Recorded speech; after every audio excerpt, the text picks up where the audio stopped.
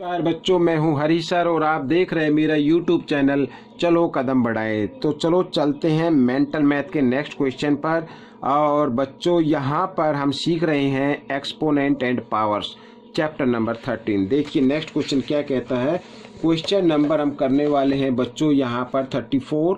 देखिए या ये इसको मैं पहले लिख लेता हूं, बाद में इसको सोल्व करते हैं, ठीक है। क्वेश्चन नंबर 34, ठीक है, यहाँ पर लिख लेते हैं। इफ 5 की पावर 3x इक्वल 625 की पावर यहाँ पर 3 है, और then find the value of x, ठीक है। x की वैल्यू फाइंड आउट करनी है। आइए करना शुरू करते हैं। देखो बच्चों यहाँ तो 5 की पावर 3x गिवन है। अब हम 625 के भी फैक्टर कर लेते हैं, इसको भी 5 की पावर में लिख लेते हैं। तो यहाँ पर आप अगर वैसे देखा जाए तो इस तरीके से अगर आप करेंगे, देखो यहाँ पर 5 5 जा 25, 25 5 जा 125, और 125 5 जा क्या होता है 625। चाहे तो आप इस तरीके से फैक्टर करके निकाल सकते हैं। तो मैं इसकी जगह देखो 1 2 3 4, तो इसकी जगह हम लिख सकते हो 5 की पावर 4, और ये होल पावर जो लिखिए ये तो बार है ही, ठीक है। आइए तो 5 की पावर 3x, और यहाँ पर 5 में देखो एक पावर इनसाइड है एक पावर आउटसाइड है, तो मल्टीप्लाई कर देते हो 5 की पावर आ जाएगी 12। अब यहाँ पर 5 तो दोनों के बेस इक्वल आ गए, तो इसका मतलब है इनकी पावर भी क्या होगी आपस में इक्वल होगी, ठीक है। तो इस तरीके से हम कर लेते हैं। आइए इसको इधर बढ़ा लेते हैं। x की वैल्यू में फाइंड आउट करनी, तो x इक्वल 12, और x के साथ 3 मल्टीप्लाई की फॉर्म में इधर आकर ये डिवाइड की फॉर्म में आ जाएगा, ठीक है। 3 1 जा 3, 3 4 जा 12, तो x की वैल्यू आ गई बच्चों 4। तो ये क्वेश्चन आपका सोल्व हो गया, x की वैल्यू निकाल ली हमने। अब हम करेंगे क्वेश्चन नंबर 35, ठीक है बच्चों। यहाँ पर तो क्वेश्चन नंबर 35 करते हैं, और पहले मैं इसको लिख लेता हूँ। Find the value of x, ठीक है। x की वैल्यू फाइंड आउट करनी है, और यहाँ पर है 3 की पावर 2x इक्वल 3 की पावर 2, और यहाँ पर इक्वल 3 की पावर 8, ठीक है। इस तरीके से है। तो आइए करना शुरू करते हैं। तो बच्चों देखो दोनों के बेस इक्वल हैं, बीच में मल्टीप्लाई का साइन है, तो इस कंडीशन में क्या होती है, पावर क्या हो जाती है, ऐड हो जाती है, प्लस हो जाती है इस तरीके से। और यहाँ पर 3 की पावर 8 है ही, ठीक है। अब दोनों की पावर इक्वल आ गई, तो इसका दोनों के बेस इक्वल हैं, तो पावर भी क्या होगी, इक्वल होगी। पावर को हम इक्वल रख लेते हैं इस तरीके से, ठीक है। आइए इसको मैं इधर बढ़ा लेता हूँ। तो 2x इक्वल 8, 2 इधर प्लस का इधर आकर ये माइनस का हो जाएगा, ठीक है। समझ में आ गया। अब 2x इक्वल आ गया, 8 में से 2 माइनस करेंगे 6। अब x की पावर हमें निकालनी, x की वैल्यू निकालनी है। तो x की वैल्यू जब निकालेंगे तो इधर 6 है, इधर 2 मल्टीप्लाई की फॉर्म में इधर आकर ये डिवाइड की फॉर्म में आ गया, ठीक है। तो हम 2 से क्या कर देते हैं, इसको डिवाइड कर दें। 2 1 जा 2, 2 4 3 जा 6, ठीक है। तो x की वैल्यू आ गई बच्चों 3 यहाँ पर। तो ये क्वेश्चन भी सोल्व हो गया बच्चों। यहाँ ये क्वेश्चन आपको कैसा लगा मुझे कमेंट्स में ज़रूर लिखना, और इसमें से सीखकर आप दूसरों को ज़रूर सिखाना। अब हम करेंगे क्वेश्चन नंबर 36। यहाँ पर क्वेश्चन नंबर 36 करने वाले हैं, और इसको थोड़ा सा मैं ऊपर ले लेता हूँ ऐसे। तो 36 में भी लिखा है, इसमें देखो पहले मैं लिख देता हूँ इसको। Give the number obtained from expanded form,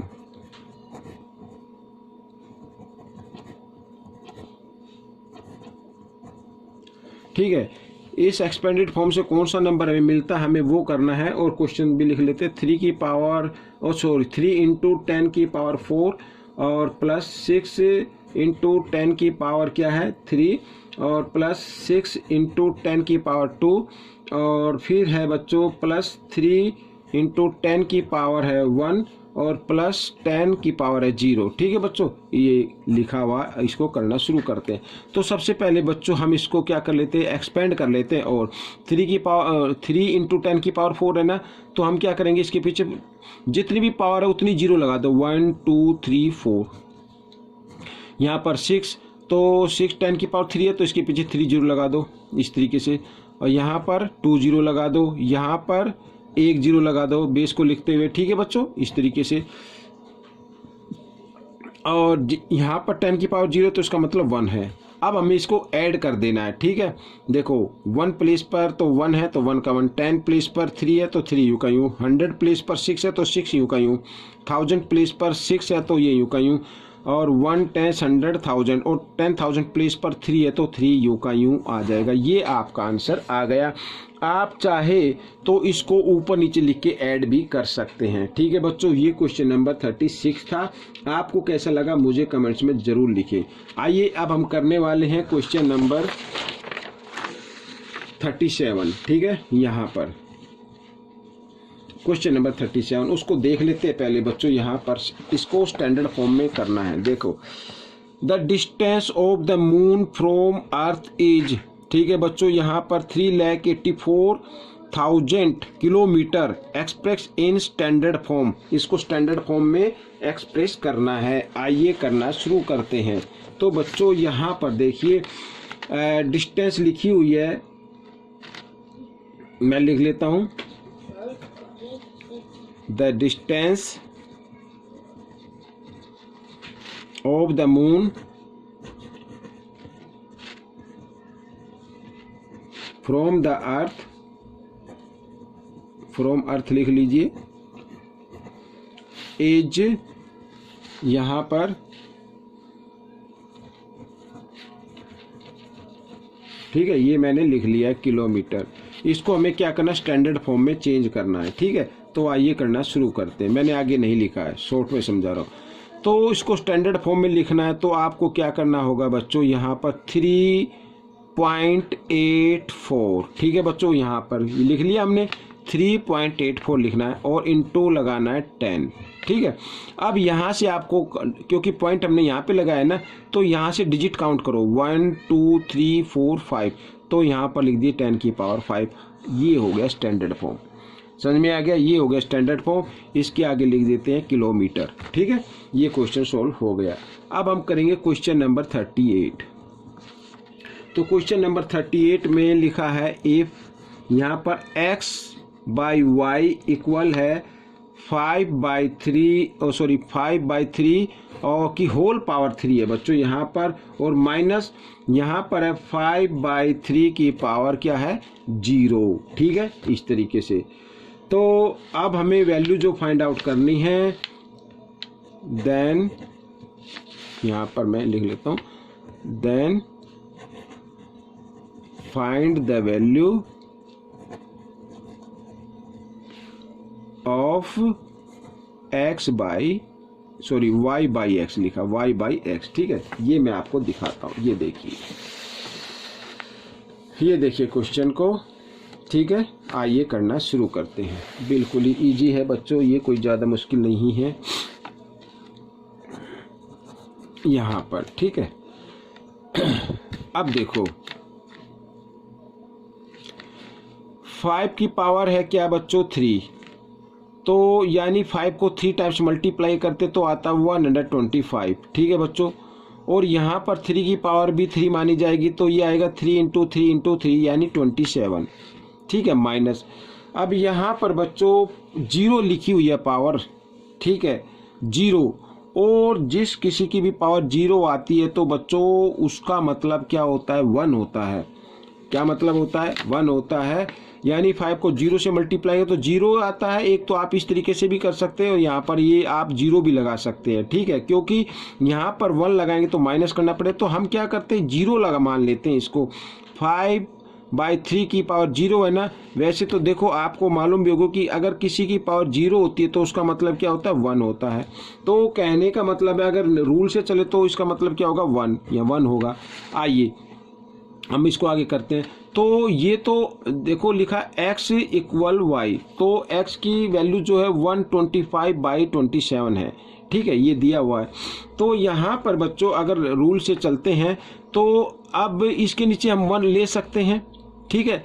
अब क्योंकि फ्रैक्शन में माइनस इस तरीके से नहीं होती, माइनस होते हैं डिनोमीटर इक्वल बना के। तो डिनोमीटर तो ये आ गया बच्चों यहाँ पर, तो यहाँ पे तो 125 आएगा और माइनस 27 को इधर मल्टीप्लाई करें तो 27 आ गया इधर, और इधर अगर माइनस करें तो 98 आता है बच्चों, और ये 27 आता है। ठीक है, तो यहाँ पर हमें फाइंड करनी है y बाई एक्स। तो y तो नीचे है, तो 27/98 ये आंसर आना चाहिए। लेकिन उसमें क्या है कि मेंटल मैथ में पीछे जो आंसर दिया हुआ है बच्चों वो या तो रॉन्ग है या फिर इधर ये साइन का कोई है, या तो ये डिवाइड हो सकता है बच्चों यहाँ पर। ठीक है, अगर डिवाइड होता है तब हम इसको डिवाइड करते हैं, तो 1 से डिवाइड करेंगे तो सेम नंबर आएगा। ठीक है, ये यहाँ पर ये डिवाइड किया 1 से तो इतना ही आएगा। अब ये है x बाई वाई की वैल्यू, लेकिन हमें जो फाइंड आउट करनी है वो करनी है y बाई एक्स की वैल्यू। तो फिर 27 ऊपर चला जाएगा, 125 नीचे आ जाएगा, तब ये आंसर निकल के आएगा। तो बच्चों मैंने दोनों तरीके से बता दिया है, क्योंकि मेंटल मैथ में यहाँ पर माइनस का साइन दिया हुआ है। अगर ये साइन माइनस का है तब ये आंसर आता है, अगर यहाँ पर ये साइन डिवाइड का आ रहा है तब ये आपका आंसर आएगा। ठीक है बच्चों, दोनों कंडीशन में आपके आंसर निकल गए हैं। तो आपको जैसा भी लगे मुझे ज़रूर बताना। अब हम करेंगे क्वेश्चन नंबर 39। तो लिखा find the value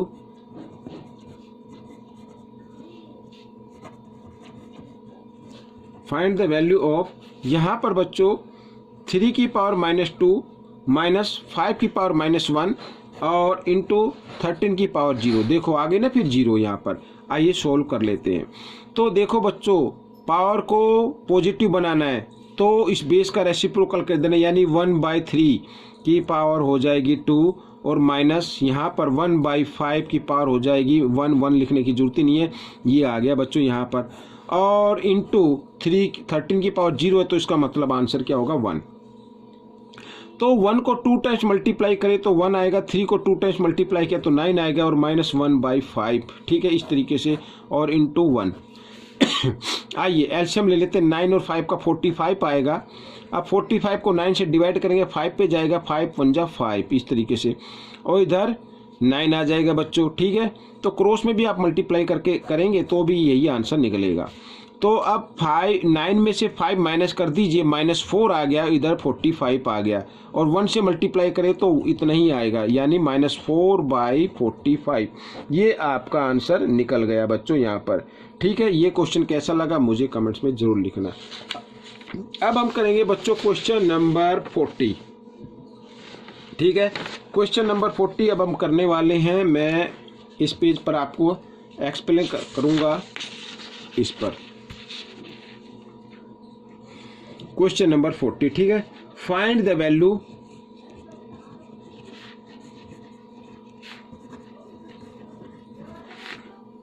of x and y if. ठीक है बच्चों, यहाँ पर तो y बाई एक्स ये हमें फाइंड आउट करना है, और ये लिखा है बच्चों यहाँ पर, इसके पीछे 0 1 2 3 4 5 6। ठीक है, y बाई एक्स यहाँ पर, तो हम इसको लिख सकते हैं 10, और 0 कितने 1 2 3 4 5 6, तो 10 की पावर 6 लिख सकते हैं इसे। ठीक है, तो यहाँ पर y तो इक्वल आ रहा है बच्चों 10 के, और साथ ही x इक्वल आ रही है 6 के। ठीक है, तो y की वैल्यू आ गई, x की वैल्यू आ गई। तो ये क्वेश्चन सोल्व हो गया बच्चों। आपको ये क्वेश्चन कैसा लगा मुझे कमेंट्स में ज़रूर लिखना। मिलते हैं अगले पार्ट में, तब तक के लिए धन्यवाद।